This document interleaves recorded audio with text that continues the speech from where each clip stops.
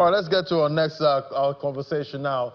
Small and medium-sized enterprises are the backbone of Africa's economy, driving innovation, creating jobs and fueling growth. But building sustainable MSMEs, that comes with, unique challenges, access to finance, market reach, and a capacity building.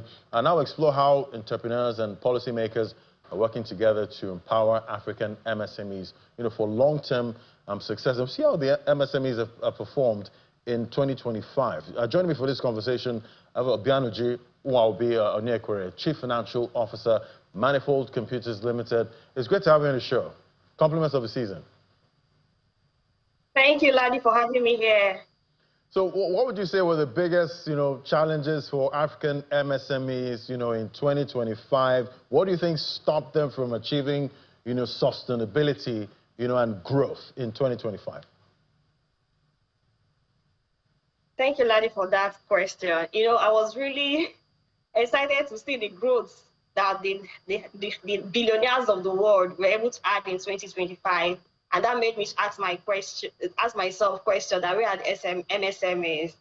Anyways, the numbers are not out, so I can't really speak whether they achieve this level of growth or not. But looking at what we see as we interact with these businesses closely, now the challenges that they face, many of them, when you speak with them, they usually would think that finance is their problem. But when you dig deeper, you see that it's access to market that is actually the challenge. And interestingly, that gap is also being filled through capacity development and also through making sure that they are actually understanding the market that they serve by becoming more innovative, doing better marketing, communicating the value that they bring. So the top of their list, if you ask them, they will say it's finance, but digging deeper, we see that it's a structure problem and it's also an innovation and marketing challenges. Because once you are able to communicate, package the value that meets needs, and then you are able to have a formalized structure for your business, you can actually get access to finance. Truly, access to finance is a challenge, but it's not the #1 challenge from our own assessment. All right, so, definitely bringing it down to Nigeria, tomorrow is a countdown now. The new tax laws take effect from January 1st, 2026. In your view, is this going to add, wind to the sail for MSMEs in Nigeria, or are you seeing, confusion? What are you seeing with the new tax laws coming up?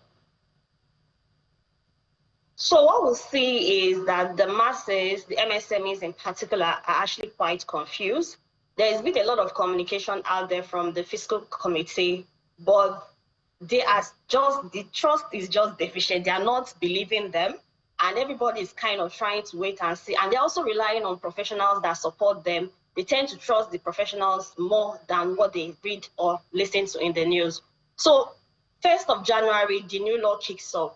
For MSMEs, the bulk of those businesses, so based on the statistics from the Ministry of Industry, Investment and Trade, we have 37 million MSMEs. Over 99% of that are micro businesses. And these micro businesses are businesses that have less than 9 employees, you see. And in terms of revenue, I will put their revenues as below 25 million. So for this set of businesses, their tax burden is actually very little, but yet they are worried.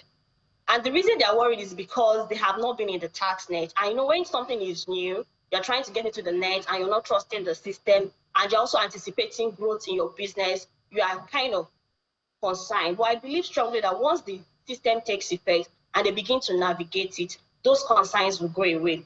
Now, speaking about the smaller businesses that have less than 50 employees are categorized as smaller businesses. And then in terms of revenue, their revenue has to be typically less than 100 million. So for this set of people too, their tax burden is really minimal in terms of VAT. However, depending on the incorporation vehicle they have used, so let me say they've incorporated as a company, then for them, if their revenues are less than 100 million, they really do not have CIT burden, which is company income tax burden. However, as individuals, they will need to file and remit their taxes to the states where they are residents. So that is really the only tax burden that these micro and small businesses will worry about. Speaking of the medium-sized businesses, these are really like the big elephants, right? Once your revenue is above 100 million, you're expected to comply. So it's this set of businesses that should actually be concerned about their level of compliance. And we have been engaging, and there has been assessment for some of this business, and has been roadmap on how they can optimize and also improve their compliance framework. And based on the statistics I mentioned before, 37 million, 36 are micro businesses, about 64 million small businesses. Then we just have 4,000 medium-sized businesses. So you see the disparity between these three categories that were put together that we call micro, small, and medium. So it's only about 4,000 businesses that really needs to do an impact assessment. And that's what they really need to do to see which of the taxes they haven't been compliant, identify the gap basically, and then identify, create a plan for boosting and enhancing compliance. All right, so, in trying to, enhance compliance, for the medium businesses, do you think it will cost them more to get, the education they need, the right consultants to help them, navigate this process? Should they put a budget together for that? So interestingly, there's been a lot of resources out there, but people prefer to have one-on-one, because when you consume general content, it's really not as helpful, especially when you're not a professional. So most of the firms that have interacted with have free consultation. At least the very first consultation that you have is usually would be free, which they call tax health check. They really just want to check what your compliance levels have been. So it usually would be free. So I would encourage medium-sized businesses to assess those health checks, because after the health check, you're given what you should do.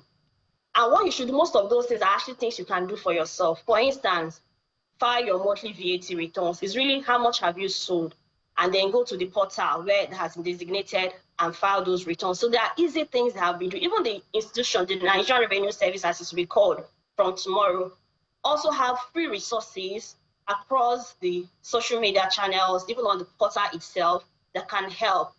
Then professional institutions like the ICANN and the CIT have also been running some educational activities just also to ramp up capacity, but these are never enough. One thing is we have medium and small size firms, apart from the very big firms. Those other firms are usually more affordable. So beyond the free health check, they are more willing, and their fees, this small business, they definitely need to create a budget, but I don't think it's something that will be too much to pay, so they really need to have somebody handhold it, because I understand the fears that they face. Thank you so much for that. Definitely we're all counting down.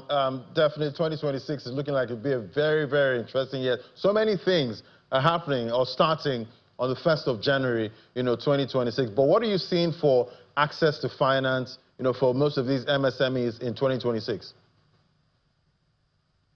Interestingly, the government and a lot of institutions are willing to provide funding. But one thing that has limited access to these funds is formalization, lack of records. And that is where we also come in as professionals, letting these entrepreneurs and founders know that they need to keep records. First, you need to separate your personal affairs from your business affairs. And that is why you actually need to incorporate a business.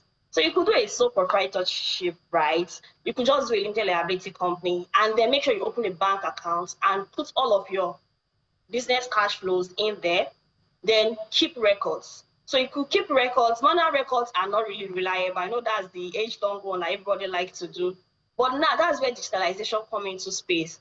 Right now, there are many free tools. At least the very first, most of the licenses, they give you some basic access on free tools that you can use. There are many of them. I wouldn't like to mention them, but there are quite many, and we are partners to such businesses. So what those businesses can do is to use some of these tools, right? If you permit me to mention, I could just mention any one of them for people listening, to just track their records on their mobile phones. And then another one thing they can do is from your bank account, you can actually use that to track records. So when you make payments, make sure that you're writing what that payment is for. When inflows are coming in, try and enlighten your customers to put the right descriptions on the payments. When they're making payments, if the inflows are not for business, or maybe they are reimbursements, that's one area that usually causes a lot of issues. Ensure that the describe it as such so that they will not be called income. So separate your affairs, keep records, and then keep source documents. So source documents are invoices and receipts that can substantiate your business transactions, because the taxman would not believe your record as much, but they rather would believe more evidences from third parties that have interacted with your business. And with the e-invoicing coming on board as well, although that is for large organizations with 5 billion naira revenue. However, some of these small businesses actually even provide services for these people. So somehow there'll be a third-party audit trail that the government can also use to know what's going on in these small businesses. Right. So much. And Yes, so much to unpack there, but we've run out of time. But I guess at this point, when you're making those payments or receiving payments, it's not by writing, taxman, don't touch my money, that will save you. No. Fantastic. All right, we'll continue the conversation. Thank you so much for helping us unpack this. We've run out of time now. Bianuju will be Aniekure. She's the Chief Financial Officer, Manifold Computers Limited. Thank you so much for sharing your day with us, and I'll see you in 2026. Thank you, Ladi. Thank you.